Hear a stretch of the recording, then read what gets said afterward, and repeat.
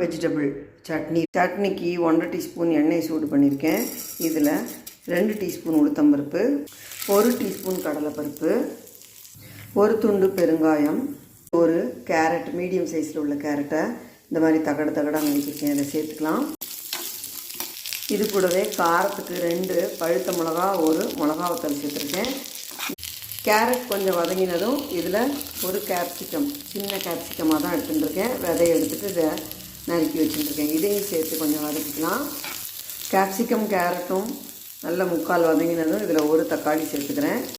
இது கூட ஒரு சின்ன தொலை புளி சேர்த்துக்கிறேன்.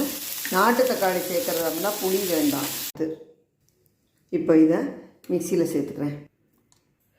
உப்பு புளியெல்லாம் வதக்கும் போதே சேர்த்தாச்சு. இதை இப்போது தண்ணி விடாமல் திருப்பிட்டேன். இந்த மாதிரி அரைச்சி எடுத்து வச்சுட்டேன்னா சாதத்துக்கெல்லாம் கூட தொட்டுண்டு சாப்பிட்லாம். சாதத்தில் போட்டு பிசைஞ்சு சாப்பிட்லாம்.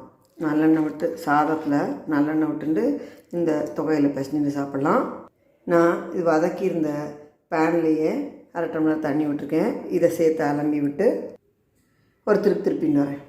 இப்போ நம்ம வெஜிடபிள் சட்னி ரெடி. ரொம்ப ஜோராக இருக்கும். நீங்கள் விருப்பப்பட்டால் இதுக்கு கடுகு தாளித்து கொட்டலாம்.